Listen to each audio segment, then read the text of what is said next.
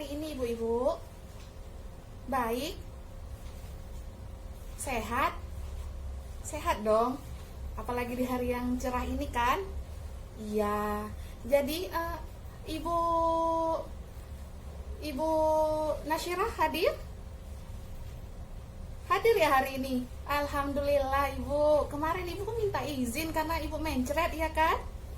Iya, nggak apa-apa Bu. Kalau udah mencret kemarin biasanya pasti pertemuan hari ini itu pasti Ibu saya lihat dari wajahnya juga sehat. Iya, aduh Ibu. Sepertinya obat yang Ibu minum manjur ya. Sampai hari ini Ibu bisa hadir di hari yang berbahagia ini. Hari ini kita akan membahas mengenai modul kesejahteraan sosial, disabilitas dan juga lansia. Nah, hari ini kita mengambil mengenai langkah ketiga, yaitu mengenai hak-hak penyandang disabilitas. Nah, Ibu, penyandang disabilitas, ada yang tahu sih apa artinya penyandang disabilitas? Ya, silakan Ibu Syukri. Apa yang Ibu tahu tentang disabilitas? Iya, betul Ibu. Penyandang disabilitas itu adalah orang yang mempunyai kelainan fisik dari orang seperti kita, mempunyai sesuatu yang berbeda dari kita. Baik itu mungkin dia cacat tubuh ataupun cacat hal-hal yang lainnya. Intinya seseorang yang mempunyai kelainan dari orang yang biasa. Nah, Ibu, pengertian daripada disabilitas sendiri adalah setiap orang yang mengalami keterbatasan fisik Ibu harus tekankan itu keterbatasan fisik. Fisik itu apa sih? Nah, nih anggota gerak kita itu disebut dengan fisik. Baik itu tangan, telinga, mata, mulut, dan juga kaki itu juga disebut dengan fisik.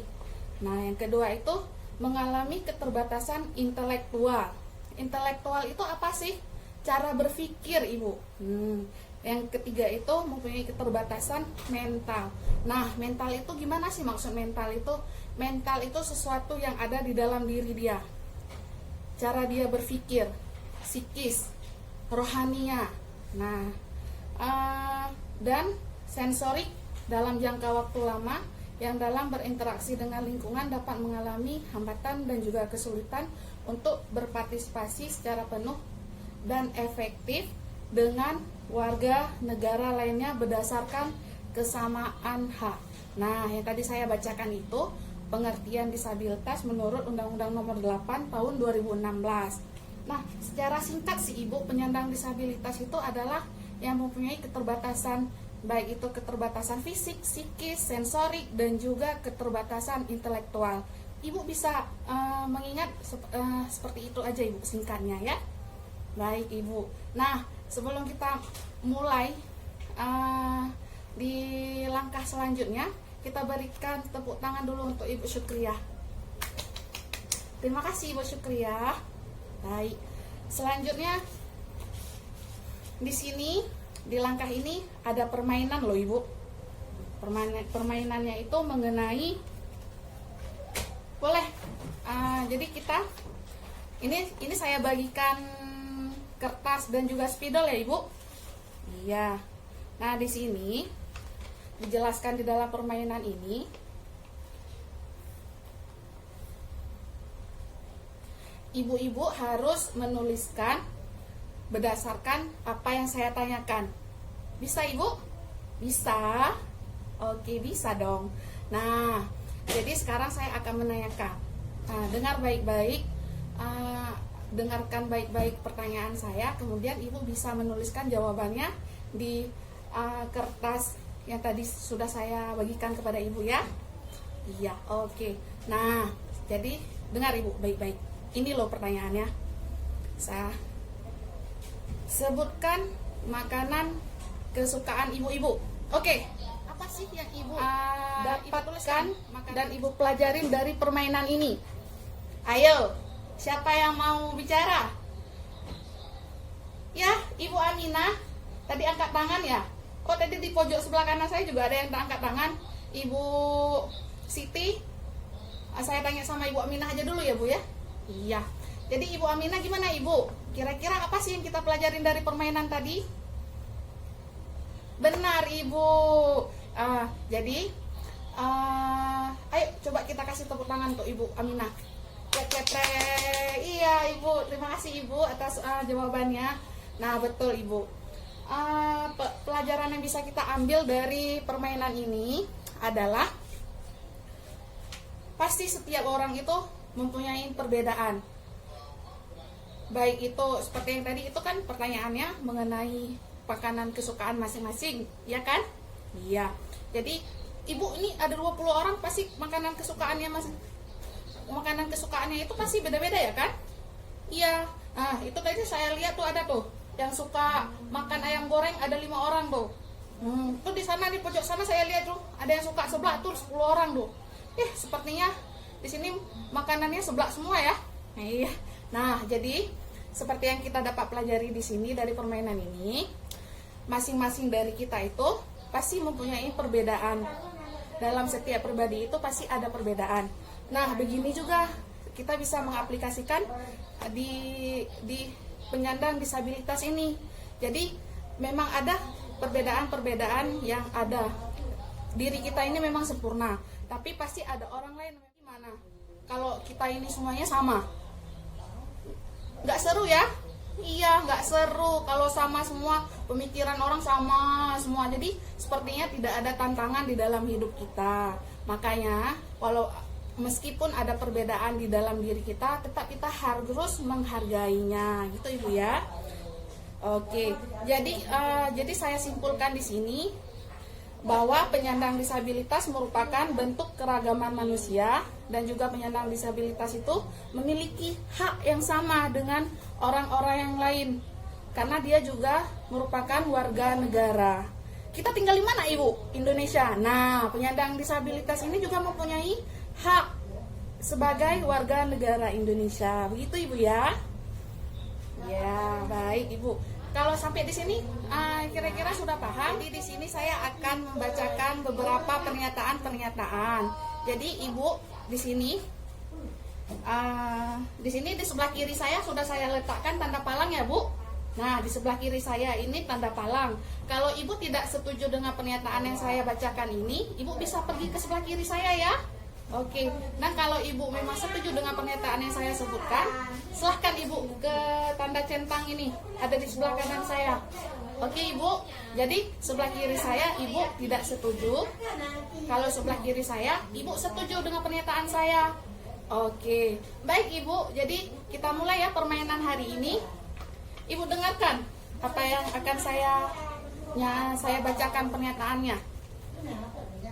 Oke Ibu. Yang pertama itu, anak disabilitas tidak perlu sekolah karena akan kesulitan ketika belajar di sekolah.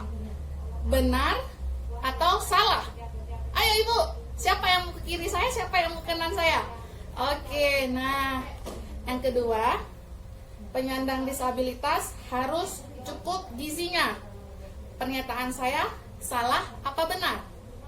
Oke, dan yang kemudian anak tunanetra tidak akan bisa membaca, jadi tidak perlu disekolahkan. Benar atau salah? Oke. Selanjutnya anak tunanetra perlu sering diajak bicara. Benar atau salah?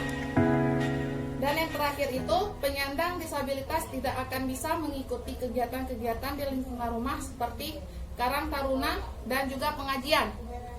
Benar atau salah? Oke Ibu. Nah, jadi di sini kan Ibu sudah memilih masing-masing dari pernyataan tadi benar atau salah. Jadi saya sekarang akan menjelaskan. Begini Ibu-ibu. Nah, Ibu, untuk pernyataan yang pertama yaitu mengenai anak disabilitas tidak perlu sekolah karena akan kesulitan ketika dia belajar. Itu adalah pernyataan yang salah. Anak disabilitas itu perlu sekolah, dan sekarang pemerintah sudah menyediakan sekolah-sekolah inklusi yang memang dia ramah terhadap penyandang disabilitas. Dan yang kedua itu penyandang disabilitas harus cukup gizinya. Pernyataan ini adalah benar. Benar Ibu, walaupun dia merupakan anak penyandang disabilitas, tapi dia juga tetap membutuhkan gizi yang bagus untuk kebutuhan tubuhnya. Dia tidak boleh dibedakan karena dia sebagai penyandang disabilitas, dia dibedakan dengan anak yang sempurna. Tidak boleh Ibu. Jadi penyandang disabilitas itu tetap harus diberikan gizi yang cukup. Dan yang kedua itu, anak tunawicara terlalu sering diajak bicara. Betul Ibu. Anak tunawicara itu maksudnya anak yang tidak bisa berbicara. Nah, dia walaupun dia tidak bisa berbicara, tapi kita sebagai orang tuanya tetap harus melakukan komunikasi agar si anak merasa dekat dengan orang tuanya. Dia tidak merasa diabaikan. Begitu Ibu. Nah, permainan kita di hari ini sudah selesai. Di sini ada flip chart Ibu. Ibu ada lihat ini di belakang saya? Betul Ibu, di sini ada dijelaskan mengenai hak-hak penyandang disabilitas. Di sini juga saya ada ini, Bu. Nah, ini mengenai hak-hak penyandang disabilitas. Apa aja sih hak-hak dari penyandang disabilitas? Hak dari penyandang disabilitas itu yang pertama, dia berhak untuk hidup. Setiap anak itu walaupun dia tidak sempurna, dia berhak untuk hidup. Yang kedua itu dia bebas dari cercaan dan juga makian. Setiap anak itu tidak boleh diberikan kata-kata yang kasar. Dia bebas dari hinaan dan juga cacian dan juga makian. Kemudian dia harus mendapatkan perlindungan, harus mendapatkan bantuan hukum. Si anak disabilitas ini tetap harus mendapatkan perlindungan yang wajib diberikan oleh orang tuanya. Ketiga itu dia harus bersekolah. Seperti yang tadi saya jelaskan Ibu, sekarang banyak sekali di setiap kabupaten juga didirikan sekolah-sekolah yang memang ramah penyandang disabilitas. Sekolah inklusi namanya Ibu. Boleh kalau memang ada anak yang penyandang disabilitas, Ibu bisa mendaftarnya itu ke sekolah inklusi yang memang ramah terhadap dia. Dan yang ketiga itu dia berhak untuk hidup sehat, beribadah, berolahraga, bebas dari kekerasan dan juga eksploitasi, tidak dikucilkan dan juga diperlakukan sama dengan orang lain. Nah, jadi Ibu, itu merupakan semua hak-hak yang harus diterima oleh penyandang disabilitas. Jadi sebenarnya sama aja sih hak-hak seperti hak-hak yang didapatkan oleh anak-anak lain. Tapi karena stigma kita sebagai masyarakat bahwa anak disabilitas itu, ada beberapa masyarakat berpikir bahwa anak disabilitas itu merupakan anak yang tidak berguna. Bukan Ibu, tetap anak disabilitas itu sama saja haknya dengan anak-anak yang memang sehat dan juga sempurna. Malah dia harus diperhatikan secara lebih serius dan harus ekstra Ibu. Karena ketika kita mengasuh anak-anak disabilitas itu, kita memang pola asuhnya itu berbeda dengan anak-anak yang sempurna. Dia harus memang ekstra, orang tuanya itu memberikan perhatian kepada anak yang memang dia memiliki dysfunction, adanya disabilitas begitu, difabel. Jadi begitu Ibu ya. Oke. Sampai di sini ada yang mau bertanya?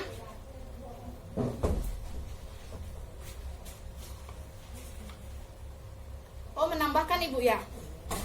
Oke. Iya, benar. Seperti tetangga Ibu Siti, ada anak yang memang dia tunawicara tapi tetap diberikan sekolah luar biasa. Terima kasih Ibu atas perhatiannya pada hari ini. Apabila ada kata-kata saya yang memang kurang berkenan, saya mohon maaf. Wabillahi taufik wal hidayah. Assalamualaikum warahmatullahi wabarakatuh. Waalaikumsalam warahmatullahi wabarakatuh.